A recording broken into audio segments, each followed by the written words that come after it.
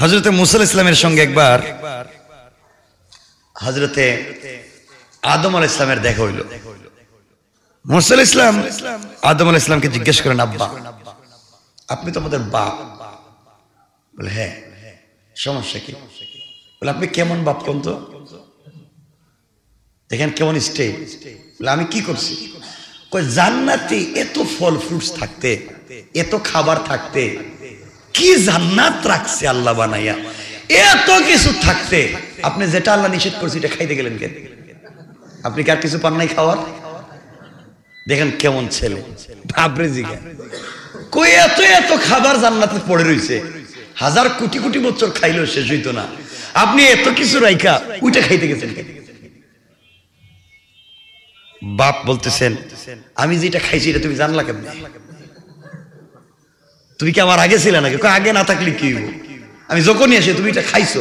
আর এই দুনিয়া আমাদের কাহিনী এত কষ্ট দিচ্ছ, আর যুগে যুগে ফেরাউন আইসা আমাদেরকে ডিস্টার্ব করে। এই যে তুমি যদি ফল না খাইতা আমারে আশা লাগতো না, আর ফেরাউনের হাতে পিঠা খাইতে হইতো না। আল্লাহু আকবার বললেন না? তুমি এই ভুল করছো, ফল খাইছো, আর আমারে দুনিয়া আশা লাগছে, আর এখন ফেরাউন আমারে দৌড়ায়। আর যুগে যুগে তোমার এই ছেলেরা মেয়েরা পৃথিবীতে আইসা যুগে যুগে যুগের ফেরাউনের পিছনে পড়ছে, আর যুগের ফেরাউন তাদেরকে কষ্ট দেয়। ঠিক কিনা বলেন? সব যুগে কিন্তু ফেরাউন আছে না? নাই? মুসার যুগে ফেরাউন ছিল, ফেরাউন তার নাম না, ফেরাউন উপাধি। এজন্য যুগে যুগে ফেরাউন থাকে। তো মুসা বলতেছেন সব যুগের ফেরাউনই তো মানুষকে কষ্ট দেয়, তুমি কাজ করতে গেছো কেন আব্বা? ঠিক আছে, আমার কথা বুঝতেছেন আপনারা? আচ্ছা, আমার বন্ধুগণ, বাদশা ফেরাউন হযরত মুসা আলাইহিস সালামকে কষ্ট দিয়েছে, দেয় নাই? দেয় নাই? দিয়েছে। এক পর্যায়ে মুসা আলাইহিস সালাম বলছেন, আব্বা এটা কাজটা ঠিক হইল না তোমার। আদম আলাইহিস সালাম বলেন, বাবা তুমি এই কথাটা কই পাইছো যে আমি এটা খাইছি? কেন পাইমু না? আমি তো তাওরাতে পাইছি। কোথায় পাইছি? আমার কিতাব আমার কাছে নাজিল হয়েছে, আমি জানবো না কেন? আল্লাহ এখানে লিখে দিছে।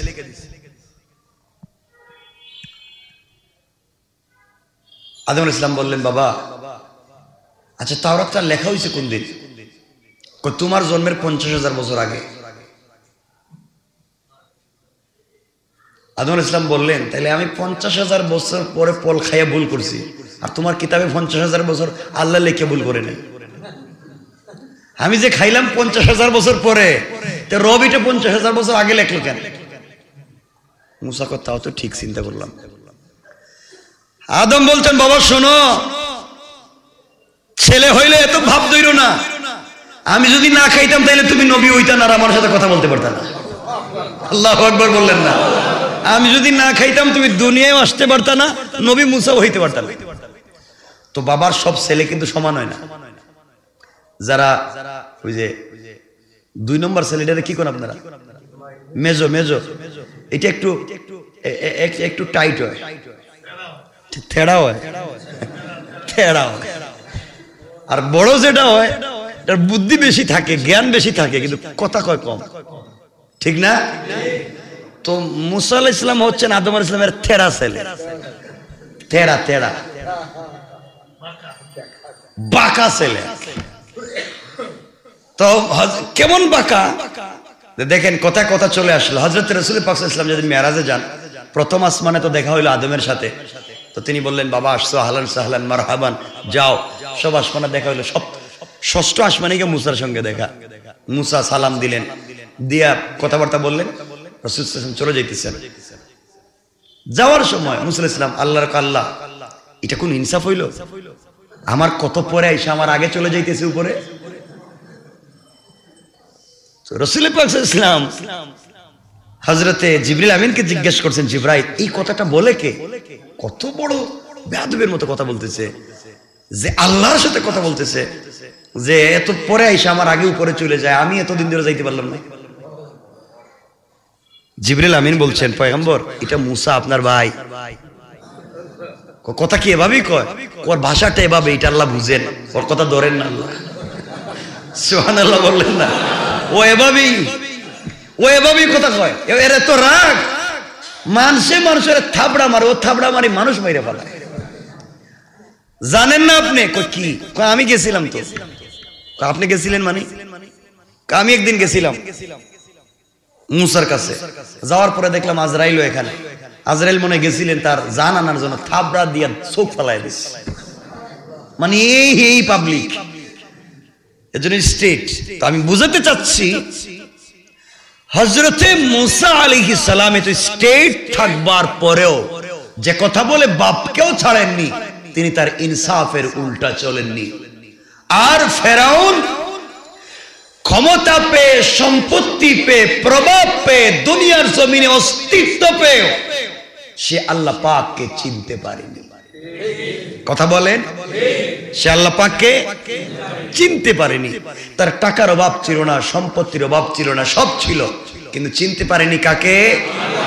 আর মুসা আলাইহিস সালাম আল্লাহকে চিনতেন। বাড়ি ছিল না, গড় ছিল না, এমনকি নিজের বাড়ি ছেড়ে গিয়েছেন মাদিয়ান বা মাদাইন, ওখানে গিয়ে সোহাইব বিয়ে করেছেন। দীর্ঘদিন শ্বশুরের বকরিরা খালি করছেন, বকরিরা খালির বিনিময়ে একটা মেয়ের বিয়ে করছেন। ওখান থেকে আবার নিজে আসছেন। ধৈর্য ধরবার কারণে, ইস্তেকামত ইমানের উপরে থাকবার কারণে, ইস্তেকামত ন্যায়ের উপরে থাকবার কারণে, ইস্তেকামত সাক্ষীর উপরে থাকবার কারণে আল্লাহ এই বকরি রাখাল মুসাকেও, শ্বশুরের বকরি চড়াইতো, এই মুসাকে আবার ফিরাইয়া ফেরাউন উপরে বিজয় দান করে মুসাকে আল্লাহ নবী এবং রাসূল বানাইয়া দিয়েছেন। সুবহানাল্লাহ। বুঝাতে চাইলাম ইস্তেকামতের কি দাম। এই জন্য আমার মুসলমান বন্ধুগণ, ইস্তেকামত যদি রাখেন, দুনিয়ার জমিনে আপনি যদি দ্বীনের উপরে চলেন, ইস্তেকামত যদি রাখেন, দুনিয়ার মধ্যে চলবার সময় আল্লাহ পাক রব্বুল ইজ্জত ওয়াল জালাল এই প্রভাবটুকুন পয়দা করে দিবেন আপনার সন্তানের মধ্যে। আপনি যদি ভালো মানুষ হন, আপনি যদি ভালো কাজ করেন, আপনি যদি উত্তম আচরণ করেন, এর প্রভাব কিন্তু আপনার সন্তানের উপরে পড়ে যাবে। এই জন্য আপনাকে আমাকে ভালো মানুষ হওয়া লাগবে। সন্তান জন্ম নেওয়ার পরে বাপ যেই কাজগুলা করবে সেই কাজের প্রভাব কিন্তু সন্তানের উপরে পড়ে যায়। আর সন্তান জন্ম নেওয়ার আগে মায়ের পেটে থাকাকালীন সময়ে সন্তান বাপ যেই কাজগুলা করবে সন্তানের উপরে প্রভাব পড়ে যায়। এই জন্য আল্লাহর পয়গম্বর आखिरी जमानार नबी सरकारे कायनात दो जहानेर सरदार नबी रहमत जनाबे मोहम्मद रसूलुल्लाह सल्लल्लाहु अलैहि वसल्लम জানিয়ে দিয়েছেন, ও দুনিয়াবাসী, দুনিয়ার জমিনে তোমরা যখন চলবা ন্যায়ের উপরে প্রতিষ্ঠিত থাকবা। আল্লাহ রাব্বুল ইজ্জত ওয়াল জালাল জানিয়ে দিয়েছেন, আমাকে জানিয়ে দিয়েছেন, তোমরা যদি ন্যায়ের উপরে প্রতিষ্ঠিত থাকো, আমানত রক্ষা করো, আল্লাহ বলছেন গোটা দুনিয়া তোমাদের বিরুদ্ধে চলে যেতে পারে। হাসবুক, আল্লাহ রাব্বুল ইজ্জত ওয়াল জালাল বলে দিয়েছেন, বান্দারে আমার আল্লাহ তোমাদের জন্য এই দুনিয়ার জমিনে যথেষ্ট। কোন সুবহানাল্লাহ। আল্লাহ রাব্বুল ইজ্জত ওয়াল জালাল বললেন, বান্দা দুনিয়ার জমিনে চলবার পথে আমানত রক্ষা করে যদি চলতে পারো, ইনসাফ রক্ষা করে যদি চলতে পারো, হক রক্ষা করে যদি চলতে পারো, হালালকে হালাল মনে করো, হারামকে হারাম মনে করো, ইনসাফের উপরে যদি নিজে চলো, নিজের পরিবারকে চালাও, ইস্তেকামতের উপরে থাকো, আল্লাহ রাব্বুল ইজ্জত ওয়াল জালাল জানিয়ে দিয়েছেন, বান্দারে চলবার পথে তোমার ভুল হয়ে যেতে পারে, মাঝে মাঝে অন্যায় হয়ে যেতে পারে, বান্দা তুমি যে নেক কাজগুলো করে যাও ওই নেক কাজের বিনিময়ে আমি আল্লাহ তোমাকে মাফের ওয়াদা দিয়ে দিলাম। এই জন্য আমার বন্ধুগণ, জীবনে যত ভালো কাজ করেন, আমি অনেকবার বলে দিয়েছি, ছোট্ট একটা আমল, ছোট্ট 1 সেকেন্ডের একটা আমল হলেও আপনি স্পেশালি করবেন। পৃথিবীর কেউ জানবে না, আপনি একটা স্পেশাল আমল করবেন। পৃথিবীর কেউ জানবে না, এভাবে আপনি একটা আমল করবেন কাউকে না জানাইয়া। আপনি আপনার জীবনে ধারাবাহিকভাবে একটা ছোট্ট ভালো কাজ সব সময় করে যাবেন, আর ওই ভালো কাজটা একমাত্র করবেন আল্লাহকে সন্তুষ্ট করবার জন্য। আল্লাহ রাব্বুল ইজ্জত ওয়াল জালাল বলছেন, বান্দা যখন আমার কোন বান্দা শুধুমাত্র কেবলমাত্র আমি আল্লাহকে সন্তুষ্ট করবার জন্য ছোট্ট থেকে ছোট্ট কোন নেক আমল করবে একমাত্র আমি আল্লাহর জন্য। আর এই আমলের পরে যদি আমার বান্দা হাত উঠাইয়া দোয়া করে, বান্দা হাত উঠাবার আগে আগে তার দিলের সব মাকাসিদ গুলাকে আমি আল্লাহ পুরা করে দেই। পড়েন সুবহানাল্লাহ। এজন্য আমরা এখানে যারা আছি, আমরা চাইলে ছোট্ট থেকে ছোট্ট একটা নেক আমল করতে পারি না? পারি না? ছোট কোন নেক আমল আমরা করতে পারি। এই জন্য 24 ঘন্টার ভিতরে চিন্তা করবেন। ও বান্দা, ও ভাই, আপনাকে বলতেছি, আবার শুনেন, আবার শুনেন। দুনিয়ার জমিনে কেউ থাকবো না, সবাই কবরে চলে যাব। যাওয়ার সময় নিয়ে যাওয়ার মতো করে দুনিয়ার জমিনে কিছুই নাই। এই দুনিয়ার থেকে নিয়ে যাওয়ার মতো কিছুই নাই। শুধুমাত্র কেবলমাত্র আপনাকে আমাকে দুনিয়ার জমিন থেকে খালি হাতে বিদায় নিতে হবে। দুনিয়ার জমিনে কিছু নেক আমল করে যেতে হবে। নেক আমল যদি করে যাই, এই নেক আমলগুলো আমাকে আপনাকে কিয়ামতের দিন বাঁচায়া দিবে। আল্লাহ রাব্বুল ইজ্জত ওয়াল জালাল বলছেন, বান্দারে, কেউ হাজার শত কোটি টাকা দান করে হয়তো আমাকে সন্তুষ্ট করতে পারবে না, কিন্তু বান্দা তোমার সরিষার দানা পরিমাণ নেক আমলের মাধ্যমে আমি আল্লাহ খুশি হয়ে যেতে পারি। কোন ঠিক কিনা? এই জন্য আমার বন্ধুগণ, আমার ভাইরা, আপনাদেরকে বলতে চাই, হয়তো এখানে অনেক আছেন যারা দাঁড়িয়ে দাঁড়িয়ে এইবারের বিশ্বকাপ ঘন্টার পর ঘন্টা খেলা দেখেছেন, আপনার কষ্ট হয় নাই। আপনার দুটা পা জড়াইয়া বলে দিলাম, আপনি দুনিয়ার সাধারণ খেলা দেখবার জন্য ঘন্টার পর ঘন্টা দাঁড়িয়ে থাকতে পারলেন। আপনি যতক্ষণ খেলা দেখবার জন্য দাঁড়িয়েছিলেন, মনোযোগ দিয়ে দেখেছিলেন, ওই সময় এতক্ষণ সময় যদি আপনি মনোযোগ দিয়া আল্লাহর কদমে সিজদায় পড়ে যান, আমার মন বলছে আল্লাহ আমাকে আপনাকে ক্ষমা করে তার ওলি বানাইয়া দিবে। কোন ঠিক কিনা? আমরা খেলার মধ্যে যে মনোযোগ দিই, আমরা দাঁড়িয়ে দাঁড়িয়ে যে বাহবার মনোযোগ দিই, এতটুকুন সময় যদি আমরা সিজদায় কাটাইয়া দেই, আমার মন বলছে আল্লাহ আমাদেরকে মাফ না দিয়ে পারবেন না। এই জন্য আমার বন্ধুগণ, আল্লাহকে ভালো করে চিনেন, আল্লাহর কদমে সিজদায় পড়ে যান। আল্লাহ রাব্বুল ইজ্জত ওয়াল জালাল বলছেন, ও বান্দা, দুনিয়ার জমিনে মানুষ তোমাকে আঘাত করবে, মানুষ তোমাকে গালি দিবে, মানুষ গীবত শিকায়ত করবে, সমালোচনা করবে। বান্দারে, তুমি ভুলে যাইও না, দুনিয়ার জমিনে কেউ যদি তোমাকে কষ্ট দেয়, তুমি আমি আল্লাহর উপরে ছেড়ে দাও।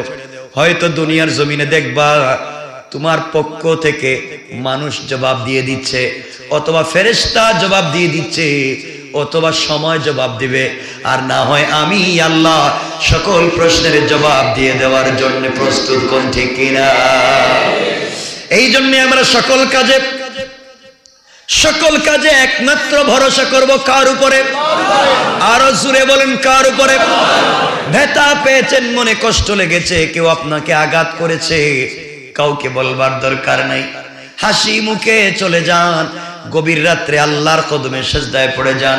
আল্লাহ বলেছেন, বান্দারে, দুনিয়ার মানুষ ঘুমিয়ে গিয়েছে, তুমি এখন পর্যন্ত ঘুমাওনি। আল্লাহ, আমি তো ঘুমাই না তোমার সঙ্গে কথা বলার জন্য। আমার মনের ব্যথা বলবার মতো জায়গা তো আর কোথাও নাই, কেউ আমার কথাগুলো শুনবে না। এই জন্য আমি গভীর রাত্রে তোমাকে বলতে চাই। আল্লাহ রাব্বুল ইজ্জত ওয়াল জালাল বললেন, বান্দা, তুমি আমাকে বলবা, আমি কথা দিলাম, এই দুনিয়ার জমিনে তোমার সবগুলা দিলের কষ্ট দূর করে আমি আল্লাহ তোমাকে আমার কলিজার টুকরা বন্ধু বানাইয়া নিতে আমি আল্লাহর 1 মিনিটও দেরি হয় না। পড়েন সুবহানাল্লাহ।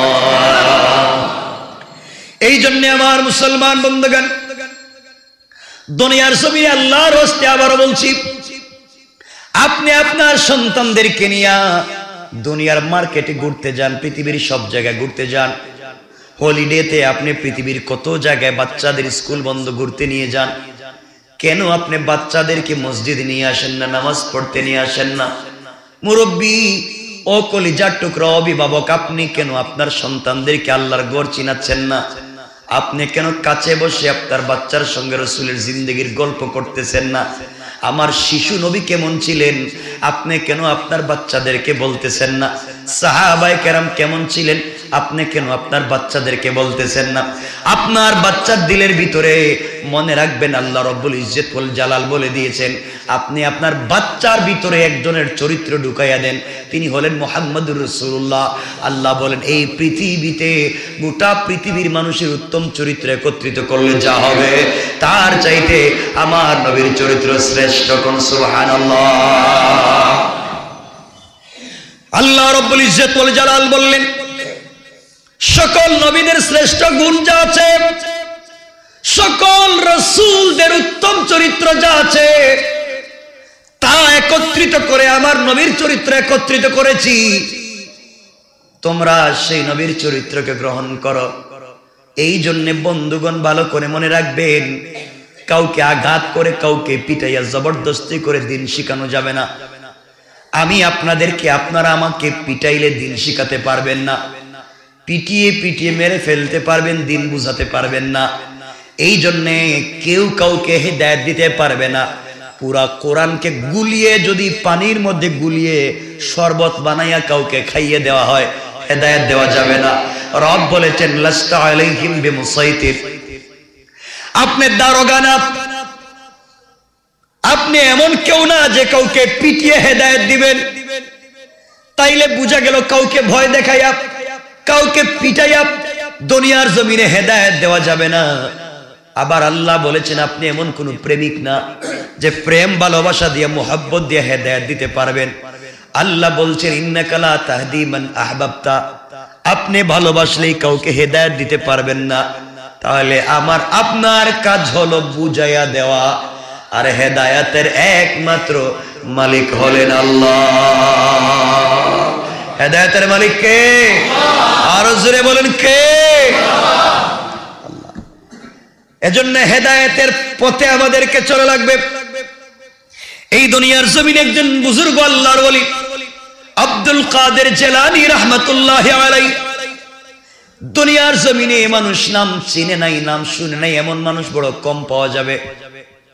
আব্দুল কাদের জিলানী রাহমাতুল্লাহি আলাইহি যখন আস্তে আস্তে 4-5 বছরের হয়ে গেলেন, একটু একটু বড় হয়ে গেলেন, আব্দুল কাদের জিলানী রাহমাতুল্লাহি আলাইহির মার ইচ্ছা ছিল আমার সন্তানটা কোরআনের হাফেজ হবে, আমার সন্তানটা ভালো মানুষ হবে, আমার সন্তানটা আল্লাহওয়ালা হবে, আমার সন্তানটা আল্লাহকে চিনবে। এই জন্য আব্দুল কাদের জিলানী রাহমাতুল্লাহি আলাইহির মা আব্দুল কাদের জিলানী রাহমাতুল্লাহি আলাইহিকে সঙ্গে নিলেন, আর তিনি পৌঁছে গেলেন একটা মক্তবে পৌঁছে গেলেন। মক্তবে গিয়ে মক্তবের টিচারকে বললেন, হুজুরকে বলেন, উস্তাদজি আমি আপনার কাছে আমার বাচ্চাটাকে আমানত দিয়ে গেলাম, আপনি আমার বাচ্চাটাকে হাফেজে কোরআন বানাইয়া আমার কাছে পাঠাবেন। এর আগে আমার বাচ্চাকে পাঠাবেন না, 4-5-6 বছর বয়স হয়ে গিয়েছে, আজ অব্দি আমি আমার বাচ্চাটাকে কোনো জায়গায় পড়তে দেই নাই, কোন উস্তাদের কাছে আমি আমার বাচ্চাটাকে পাঠাই নাই, আপনার কাছে পাঠিয়ে দিয়েছি। এটাই আমার বাচ্চার প্রথম আনুষ্ঠানিক শিক্ষা, আপনি আমার বাচ্চাটাকে হাফেজ বানাইয়া দেন। এই কথা বলে মা আব্দুল কাদের জিলানী রাহমাতুল্লাহি আলাইহিকে উস্তাদের কাছে রেখে তিনি চলে গেলেন। উস্তাদ আব্দুল কাদের জিলানীর চেহারার দিকে তাকালেন, খুব শান্ত শিষ্ট একটা বালক, দেখতেও তো খুব শান্ত মনে হয়, খুব ভালো মনে হয়। তিনি বললেন, বাবা তুমি কি কোরআনের হাফেজ হতে চাও? ছোট্ট আব্দুল কাদের জিলানী বলছেন, হুজুর আমার মায়ের বড় আশা আমি হাফেজ কোরআন হব। এমন সময় উস্তাদ বললেন, তুমি পড়ো আউযু বিল্লাহি মিনাশ শাইতানির রাজীম বিসমিল্লাহির রহমানির রহিম আলহামদুলিল্লাহি রাব্বিল আলামিন। এইভাবে তিনি পড়াতে লাগলেন। দীর্ঘক্ষণ আব্দুল কাদের জিলানীকে সূরা ফাতিহা মশক করালেন।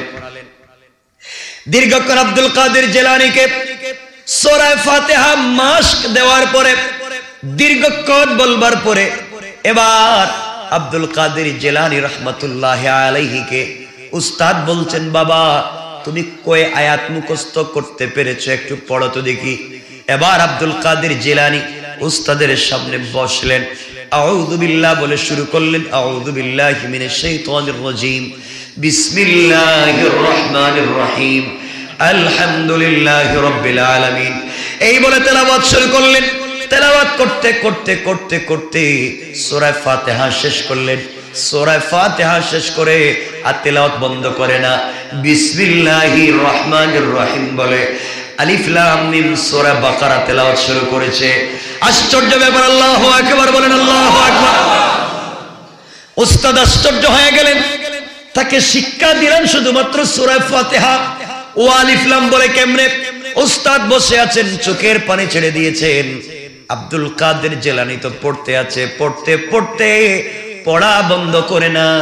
পড়াতে তার উল্টা পাল্টা লাগেও না, পড়ার মধ্যে বেজালও লাগে না। পড়তে পড়তে এক পর্যায়ে এক বৈঠকে বসে একটানা 18 পারা তেলাওয়াত করে তিনি থেমে গেলেন। আল্লাহু আকবার। উস্তাদ আব্দুল কাদের জিলানীকে জড়িয়ে ধরলেন, চোখের পানি ছেড়ে দিলেন, আর ডাক দিয়ে বলেন, বাবারে, আমি তোমাকে শুধুমাত্র কেবলমাত্র সূরা ফাতিহাটা পড়ালাম, তুমি কেমনে 18 পারা পড়লে? তোমার মা তো মিথ্যা কথা বলেছে। মা বলেছে তুমি কোনো মাদ্রাসায় আগে ভর্তি হও নাই, আর আমি দেখতেছি তুমি আগে 18 পারা পড়ে এখানে এসেছো। আব্দুল কাদের জিলানী রাহমাতুল্লাহি আলাইহি কোনো জবাব দিলেন না। এক পর্যায়ে উস্তাদ মাকে খবর দিলেন। মাকে খবর দেওয়া হলো, উস্তাদের সামনে হাজির করা হলো। উস্তাদ ডাক দিয়ে বলছেন, আপনি বলেছেন আপনার সন্তানকে কোনোদিন কোনো মাদ্রাসায় ভর্তি করলেন না, অথচ আপনার সন্তান 18 পারা আমার সামনে বসে বসে মুখস্থ হাফেজ। সে আমাকে শোনাইয়া দিল, কোত্থেকে শুনলো?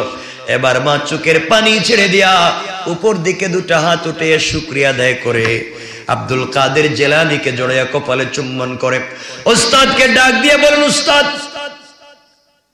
সত্যি করে বলছি, আমার সন্তানকে কোন মাদ্রাসায় আজকের আগে আমি কোনোদিন পড়াইনি, কোন হুজুরের কাছে আমি আমার বাচ্চাটাকে নিয়ে যাইনি।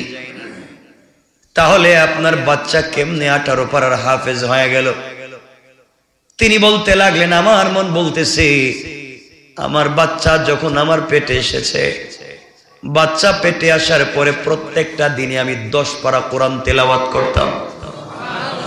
সুবহানাল্লাহ বললেন। প্রতিদিন আমি 10 পারা কোরআন তেলাওয়াত করতাম। 3 দিনে 1 খতম কোরআন তেলাওয়াত করতাম। বাচ্চা যতদিন আমার পেটে ছিল কোনোদিন তাহাজ্জুদ মিস করি নাই। বাচ্চা যতদিন আমার পেটে ছিল কোনোদিন রোজা ভেঙে দেইনি। এইভাবে আমি চলেছি। বাচ্চা যতদিন আমার পেটে ছিল হারাম তো খাইনি, হারামের আশেপাশেও যাইনি। আমি খুব চিন্তা করে করে চলেছি, আর আমি বেশি বেশি করে এই তেলাওয়াত করতাম, কোরআন তেলাওয়াত করতাম। আমার মন বলছে, আমি যতটুকুন তেলাওয়াত করেছি আমার বাচ্চা পেটের ভিতর থেকে তাই শুনেছে, তার প্রভাব আমার বাচ্চার উপরে পড়ে গিয়েছে। এই জন্যে দুনিয়ায় আসার পরে পেটের ভিতরে থাকাকালীন শোনা কোরআন আমার বাচ্চা আজকে শুনিয়ে দিয়েছে। উস্তাদ, আমার সন্তান যখন জন্ম নিয়েছে, আমার সন্তান আমার কাছে যখন কান্না করে দুধ পান করত, দুধ পানের জন্য আমি ওযু করতাম। ওযু করে 2 রাকাত নামাজ পড়তাম। এরপরে আমার বাচ্চার মুখে দুধ দিতাম, আমার বাচ্চার মুখে আমি বুটা দিতাম, সে যেন দুধ পান করে। এইভাবে আমি আমার বাচ্চাটাকে বড় করেছি। উস্তাদজি কোনোদিন নামাজ কাজা রেখে বাচ্চাকে দুধ পান করাই নাই, কোনোদিন হেঁটে হেঁটে বাচ্চাকে দুধ পান করাই নাই, কোনোদিন দেখাইয়া দেখাইয়া বাচ্চাকে দুধ পান করাই নাই। পৃথিবীর কোনো মানুষ বলতে পারবে না আমি আমার বাচ্চাকে কেমনে দুধ পান করালাম। আমি ওযু করতাম, 2 রাকাত নামাজ পড়তাম, এরপরে আমার বাচ্চাটাকে জায়নামাজে বসে তাশাহুদের সূরাতে বসে কোরআন তেলাওয়াত করা অবস্থায় আমার বাচ্চাটাকে দুধ পান করিয়েছি। আল্লাহু আকবার। এই জন্য আমার প্রভাব আমার বাচ্চার উপরে পড়ে গিয়েছে। এই কথা অনেক লম্বা আপনাদেরকে বলতে চাই। এই জন্য আমার মায়েরা আমার বোনেরা যারা বাড়িতে আছেন তাদেরকে জানায়া দিবেন, সন্তানকে যদি এভাবে বড় করতে পারে, মায়ের পেটে সন্তান আসবার পরে মাও যদি দিনের পথে উঠে আসে, আল্লাহ বলছেন বান্দারে সন্তান দুনিয়ায় আসার আগে আগে আমি আল্লাহ তাকে ইনসাফওয়ালা আমানতদার সন্তান বানিয়ে দেওয়ার ওয়াদা দিলাম। পড়েন সুবহানাল্লাহ, আল্লাহু আকবার বলেন। পারবো তো ইনশাআল্লাহ? বলেন ইনশাআল্লাহ। আল্লাহ আমাদের সবাইকে কবুল করুক। পড়েন আমিন। আরো জোরে বলেন আমিন। আমরা একে অপরের জন্য দোয়া করব। দেন আমরা একে অপরের জন্য দোয়া করব তো ইনশাআল্লাহ। আমরা একজন আরেকজনের জন্য দোয়া করব। আল্লাহ যেন আমাদের সবার দোয়াকে কবুল করে।